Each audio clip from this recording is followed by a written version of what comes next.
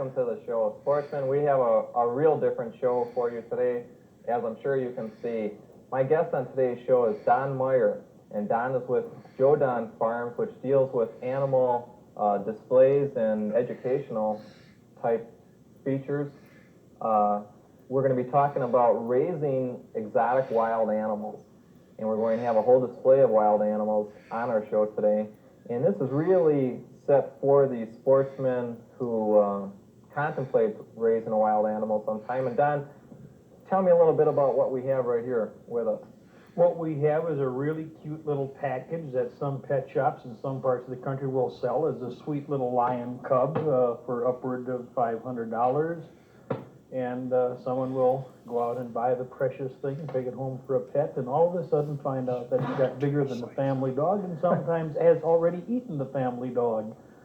Cute little lion cubs, in fact, turn into very large lions.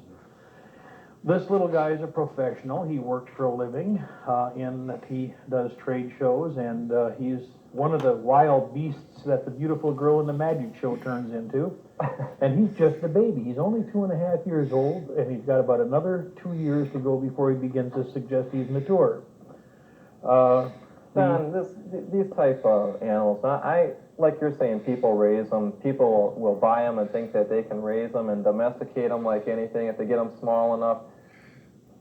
Is that true? No, besides its size, is it also a problem that it could be very dangerous? The biggest problem is you just took hold of its tail like it could be somebody's Labrador. Uh-huh. And we have to remember consistently that this is, in fact, an African lion. Mm-hmm. And that the teeth that he has, the canines, are not designed for peeling grapes. And the claws are not designed for opening business correspondence. He is, by God's design, he's a predator. And if you respect that and allow him the luxury of being a lion and then go accordingly, he's not a family pet. We don't have him in the house, and he's here obviously with a professional handler. We didn't hand you the leash, and it's not a big, ta-da, Mickey Mouse situation. The lion is how old right now? He's 2.5. 2.5. With about another 2 years to go for maturity. Oh, really? Oh, really? He's just beginning to mane out. He, as we discussed going into the segment program, the attention span is minute.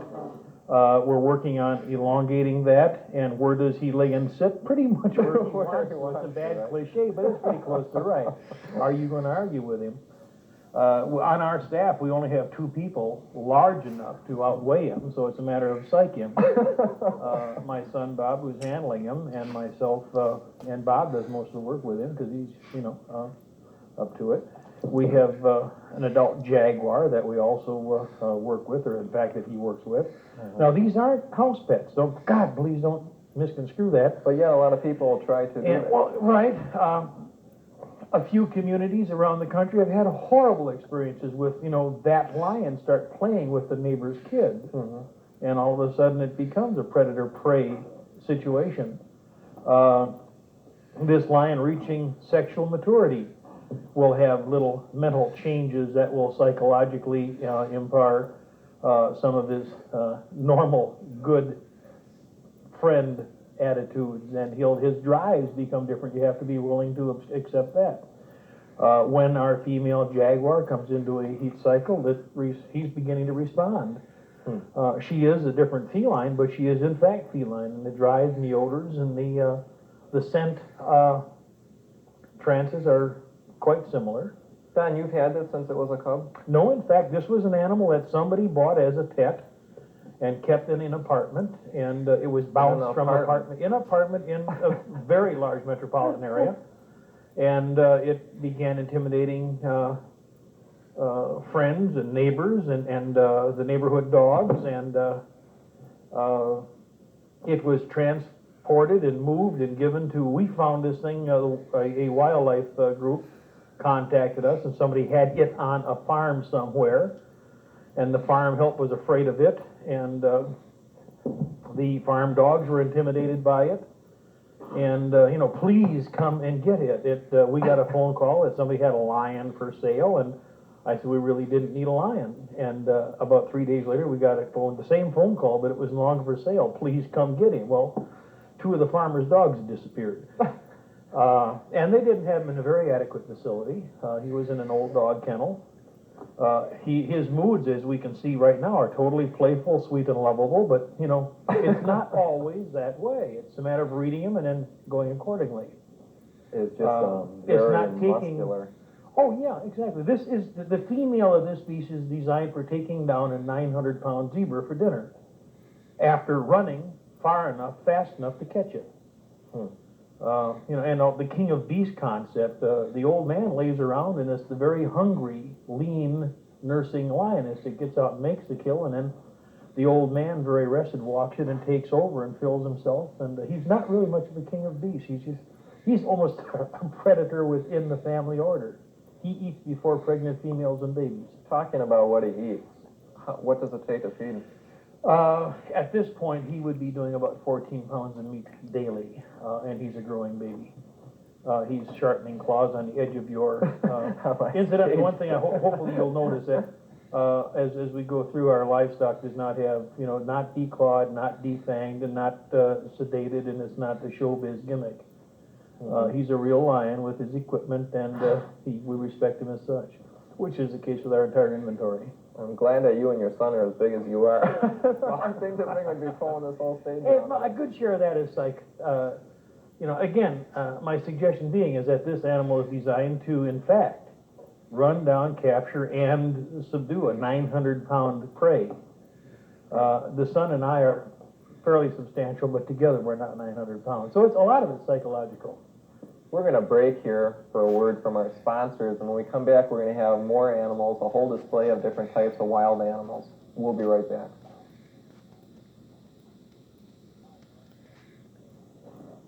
Well, hi, and welcome back to the show. If you just tuned in right now, our show today is really the most unusual one we ever did. Our show's centering on today sportsmen who try to raise wild and exotic animals as pets. And my guest on today's show is Don Meyer. Don is the president and owner of Joe Don Farms, which deals with animal, I have to even read his card, educational and recreational animal programs and displays. I have the feeling I've got your attention more than the card has. And, you know, we opened up the first one showing a lion, and we've gone to a whole different extreme here. Don, what do we have with us right here? This is the Wisconsin animal, the badger. Can I touch this? Why is it doing this? Badgers are really, they tell us, one of the toughest animals in the world. And they're really lovers. They make all this racket. Yeah, they're really, they make all this racket, a defensive mechanism, in an attempt to just be left alone, and it really works, you know. In all the nature films you've seen, you've hardly ever seen a badger out attacking anything. Invariably, if you'd like, you can just pick her up and hold her. Be prepared for about 40 pounds of stuff. Wow. In all these nature films, you'll see badgers defending a den. They'll run a cougar off, they'll run a bear off. They're fearless, but within their own territory. They don't go out and pick and fight. The front claw, if I may borrow a foot here, is designed. Those are 3-foot claw or 3-inch claws, designed for digging. They're lethal diggers. They're excellent parents. They're lovers. They're sweethearts. They're highly, you know. The saddest thing is domesticated keep. I don't recommend any. They're Siamese cats and, you know, French poodles, right, and are really neat, and they're bred for thousands of years to be quite compatible to man. She's a badger. We treat her like a badger. She's had young. Now, she's part of a breeding program until recently. We can account for 17 years of her adult life. She's been with us a long time. And she's one of a number of animals, a number of badgers. She's one of a group, you know, and it's not just an isolated case. She sounds ferocious. Oh, sure. Yeah, my first mother-in-law was like that. My wife Candace like that. Only advice. No, the fact is, again, obviously, you know, the claws are there and the teeth are there, and it's not something that's been drugged or whatever to play the role. They're really most people have not ever bothered to understand an animal for what it is. And this defense mechanism is rather designed to make the noise. I understand back in our history they were utilized as against pit dogs for sport because they were built low to the ground, would roll underneath and be quite lethal. And they certainly can be, but it's generally only as a last resort. They'd much rather be lovers than fighters. Well, it really has a very dense Fantastic fur. It's the sad thing also is that many zoos have not bothered with native animals. You know, it's either to be the romantic Siberian tiger or the orangutan or the gorilla. About the only people bothering to propagate these guys are some facets of the fur industry, and a few small zoos around the country. It's one of the things we're trying to work toward. The badger, bobcat, and the capuchin monkeys in our own small way. We hope ultimately be able to put together breeding groups. It really is incredible because I always did hear that these are one of the most fierce North American. We had one person that worked with us a while back who invented a one-handed badger catch. And he'd hold his fingers up in a glove and hold his hand out, and the badger would grab hold of the fingers in the glove, and he'd carry her home that way. A clunk. I'm going to try and pass her off to one of our guys here. She's getting a little bit antsy. Let's move to our... She's certainly a sweetheart, obviously, to put up with this. Thank you. And behind us here we have a little bobcat. Interestingly enough, not out of the wilds of the north central United States, but captive, bred, and reared in the confines of the zoo under sound animal management. Now, this bobcat here is the first animal that we've brought on that you can't handle, is it? Do they tend to really be allowed? We have bobcats that can be and have been handled, and she has been handled, but it's a stress situation. This animal isn't comfortable with it, and hey, so much for showbiz. As you and I discussed before we came on here, if we in fact have to exploit or have the animal be uncomfortable and stressed, it's really not worth it. We'll let that animal home or work at it longer.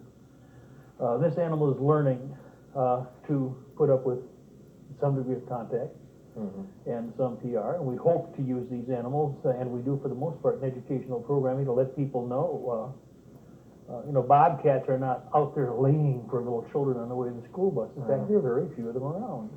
Now, how old is this, and how big will it get? This animal was born June 12th of 81 in a large municipal zoo in another part of the United States. And she will be fitting into, we hope, a portion of our own breeding program here in Wisconsin. And her counterpart, the male that we hope to work her into, is about 41 pounds now. And I've heard, it's like badgers being man-eaters, and I've heard about 60-pound bobcats, but I haven't met one. What is the normal range for this type of animal? Now, where would I find it? The United States. Anywhere in the They United range States? from Texas, New Mexico, clear up into the Alaskan peaks, right? And from East Coast to West Coast. The coloration tends to differentiate. I don't know if it's genetical or geographical. And of course, I'm not sure zoologists are totally positive. We've named some subspecies.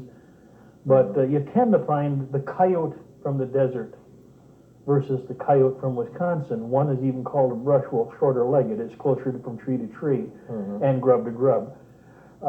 Trees are inspirational in their life as a spotting mark, like it is with dogs, but bobcats are kind of the same way. If they're a desert animal, is high on its leg because it has to go a long distance to find dinner, whereas a bobcat from this general region would tend to be a little bit heavier, blocky-bodied, and shorter-legged because it really doesn't have to go that far from squirrel nest to squirrel nest or from rodent nest to rodent nest. Right now, it almost looks like just a very large house cat. Yeah, but it's a very formidable opinion. A very, very formidable opinion. It's a little different looking at its face. As a general rule of thumb, we earlier had a lion on, and the difference in size of both felines. I find that I do some consultant work with zoos, primarily with pachyderms elephants. And a general rule of thumb tends to be that the smaller the animal, the hyper. And this is just with these two felines we've had here today. That lion tends to be kind of placid and easygoing, and of course he's not threatened. Who's going to challenge him? And the bobcat, on the other hand, is very hyper and it prefers to be a little bit less in the limelight and would like to be left alone. And when annoyed, is really, quite a handful. They get and run. We're going to break once again, and when we come back, we'll have some more wild animals. This is Don Meyer with me from Joe Don Farms, dealing with animal educational displays. We'll be right back.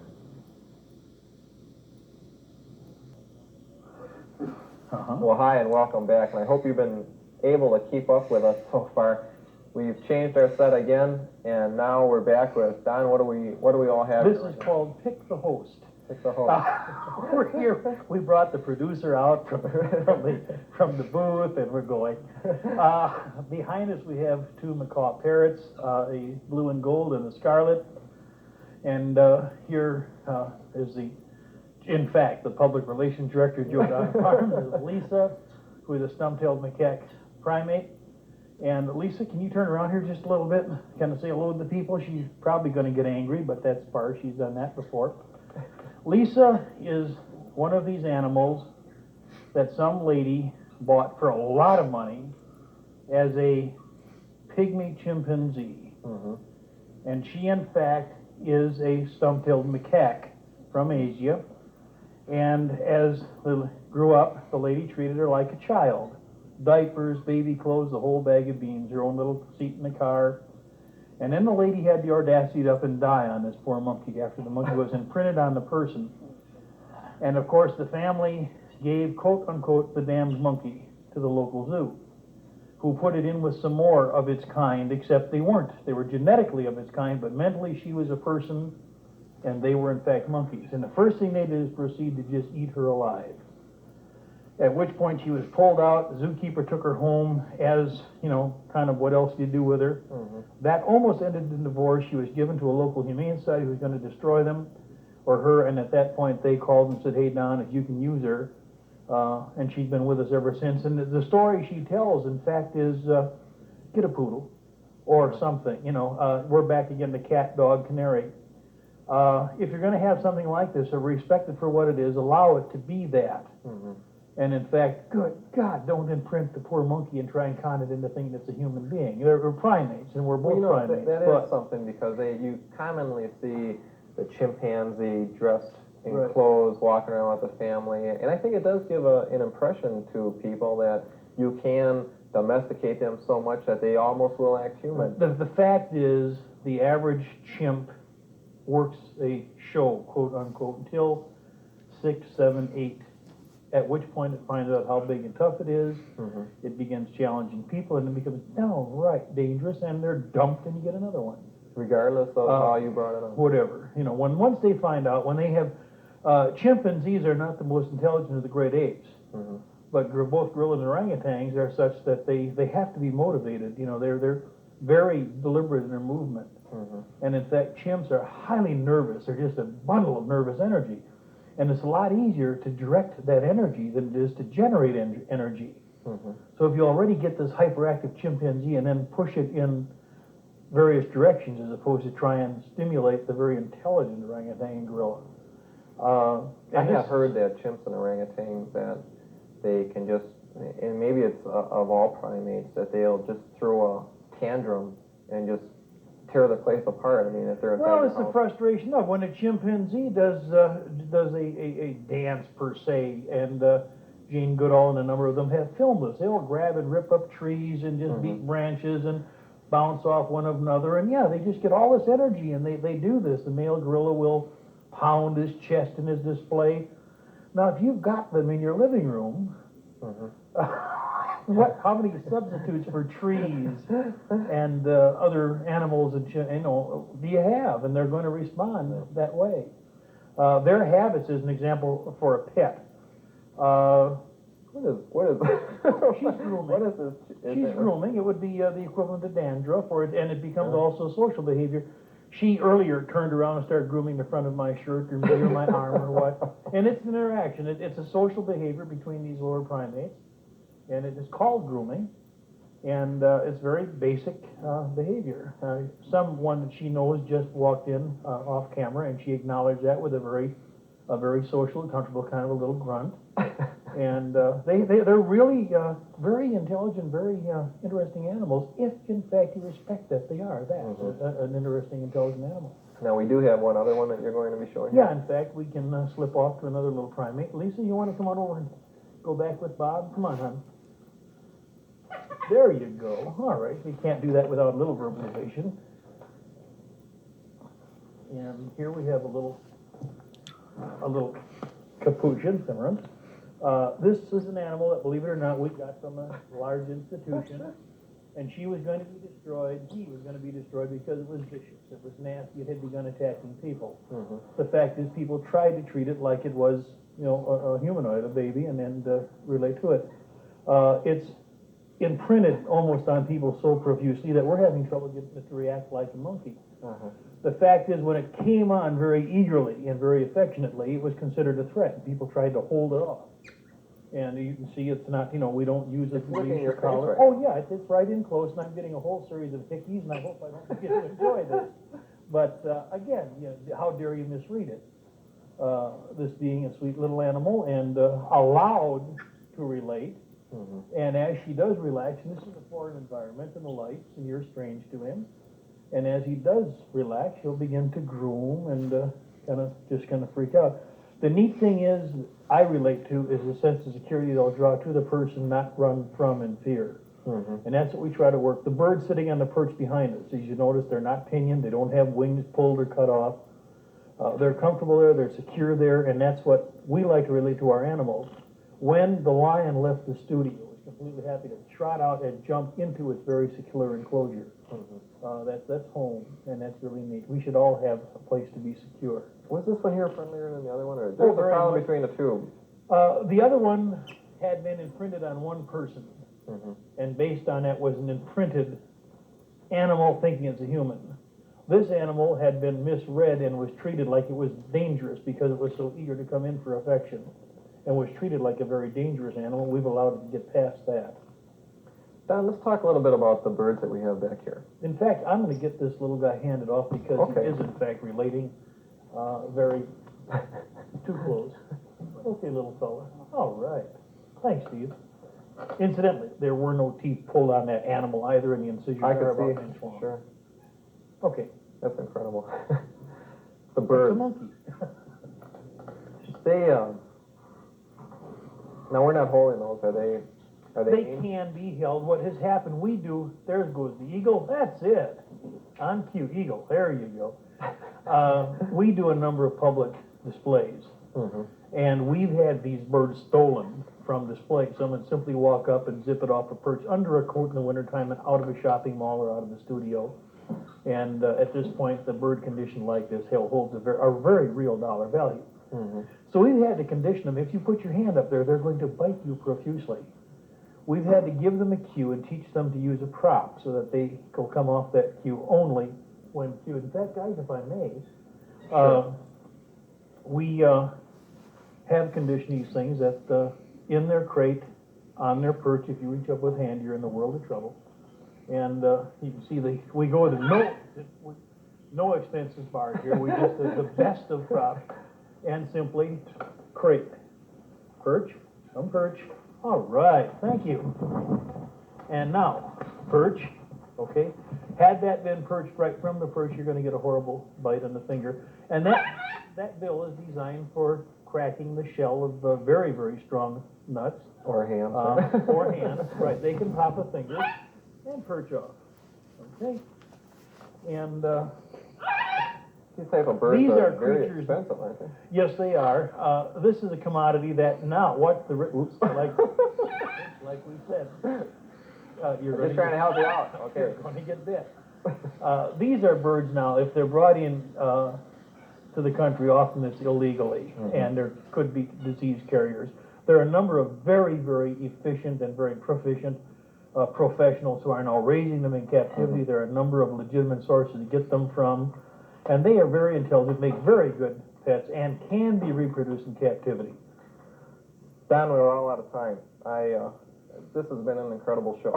Hey, it's been fun. Thanks so much. You betcha. Don, your company, Goodden Farms, does put on educational and recreational animal programs and displays. We have an address here in case any stores or whatever would like to get in touch with you. We do like our own state fair, and at Easter time, a lot of little Easter farms around the countryside, and classroom activities, and et cetera. We hail from the sauerkraut capital of the world, they tell me, Frankville, Wisconsin.